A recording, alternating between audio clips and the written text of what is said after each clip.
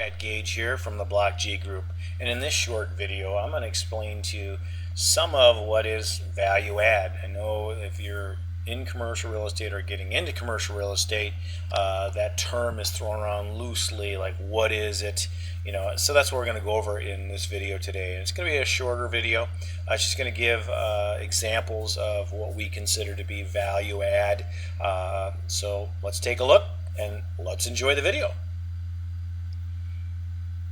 All right, so let's first define what is value add, right? What are we looking at? And these are not technical definitions, but real estate value add. Value add real estate is property that it requires some improvements in order to increase its value, such as improvement of the properties can be run down, due to owners lacking of financing, planning ahead when they bought the property. Or just sheer neglect, which is awesome, because that's what we look for when we buy properties. Is we don't want the shiny penny. We want to be able to come in and make those improvements, and I'll share with you some of those. And here's another definition. Again, I've given you the URLs as you can check out. It's a longer articles, but value add commercial real estate investments typically target properties that have in-place cash flows, and that's very, very good. And again, there is value add where it's 50% vacant, stuff like that. Now there's heavy value add, and there's light to moderate value add. You just got to be cognizant of which one it is, and then choose it. Choose which way you want to go. But I wanted to give you the definition of value add because it's thrown around a lot in the commercial real estate realm. Okay, all right, so let's get started with some things that are what we consider value add, right? Examples of value add ideas, right? Outdated exteriors of the complex, okay? A paint color that was 1970s, 1980s, or even 2000s, right? Parking lot needs to be repaved or restriped, a lot of holes, potholes. This is maybe a sign of the building owner not really caring, not having the money to do that. And again, there is stuff in here like raising rents, and we've covered that, but I want to give you an additional value add idea from that. Entrance to the complex needs to be updating. Maybe the sign, or there's no sign. There's no monument sign. It's lit up with solar lighting or whatever. There's no gates. There's no fences. These are simple fixes that you can do, very inexpensive compared to the overall grand scheme of things, that can really add value to the property, right? Trash dumpsters that need hiding, put them in a gated, little enclosure. I've seen a lot of properties where, it's just sitting out in the parking lot. I mean, when people miss the trash, you can see the trash bags, and it's just an eyesore. Simple things like that of enclosing the dumpster goes a long way for residents, right? That you care. Parking lot lights need new LED lighting, or even needs lighting, right? You can get solar lighting or LED lighting to light up the parking lot so people can feel safe and secure when they're walking to their car and getting out early in the morning, right? Landscaping, right? A lot of people don't do landscape, or they've done it 20 years ago, and the trees are sticks, right? It's simple things, older windows, right? In the south, where we purchase properties, we do the screens that block out a lot of the sun coming in. Simple things like that, simple things that can make a big difference, right? Signage for the complex. I kind of talked about that with the monument signs. Just signage all over.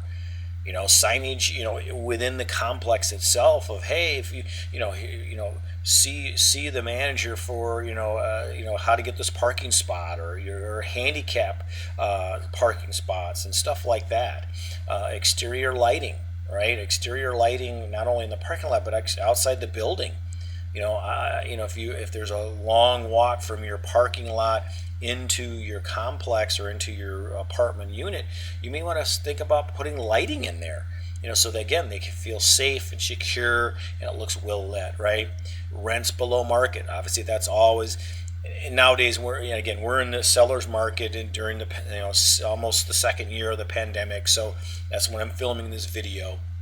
So, below market rents we always look for, but these are other ideas you can look at. Even if the rents are at market, you can still look at these different ideas. Amenities lacking as compared to the other properties, right? You may not have a gym, you may not have a business center, you may not have on-site laundry, you may not have hookups in the hookups in the units, right? And that's big. I can tell you that from experience.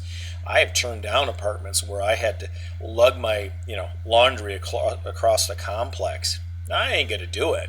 Sorry. And again, no laundry in the units. People won't do that, and that's a convenience, and that's something where you need to look at and say, okay, how can I do that? How can I put a hookups? No laundry on the site.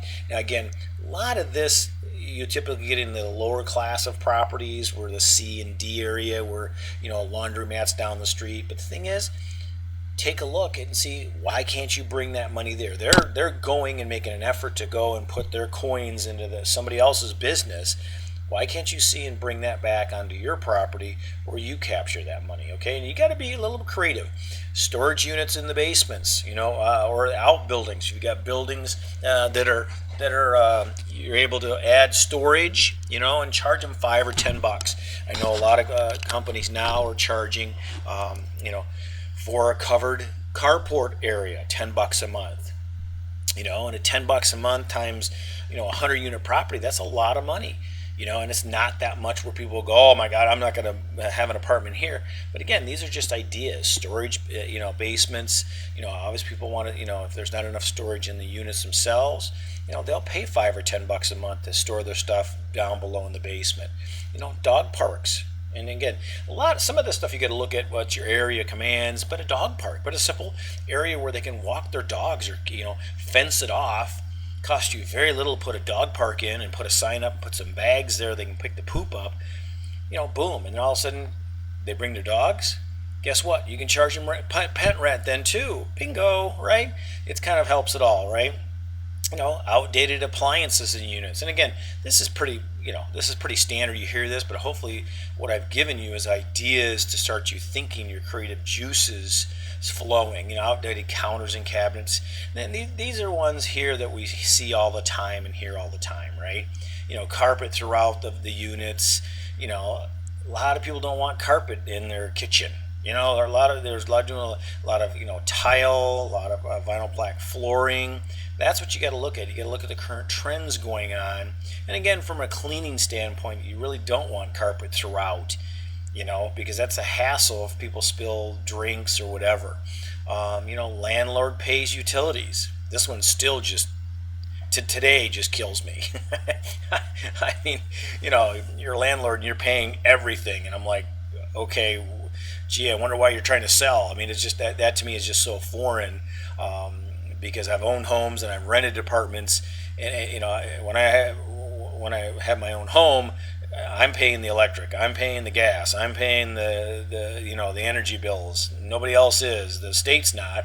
And also mismanagement, that we look at that as well too. So that's a bigger one as well. But again, just giving you some ideas, just giving you some creative juice ideas here, and seeing what works.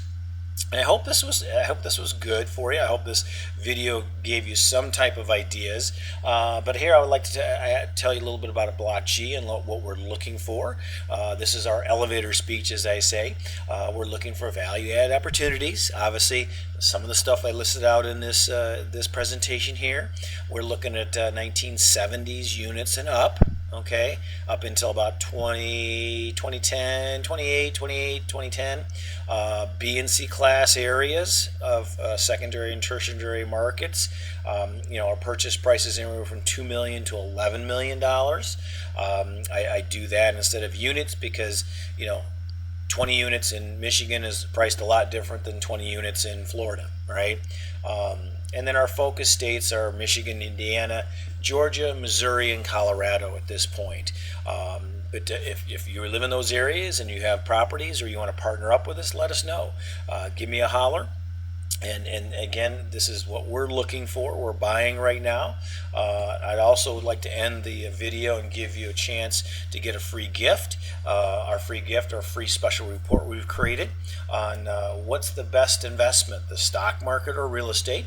And hopefully, seeing that you've stayed 9 minutes here on this video, I'm assuming that it's real estate. But again, I don't want to assume. But go to opportunitycreator.com and pick up our free report there. Again, we don't spam. I think we may only email once a month, if that. So we're not big on emailing, spamming, and stuff like that. But we'd love you to have the free report and love to hear from you. So talk to you soon.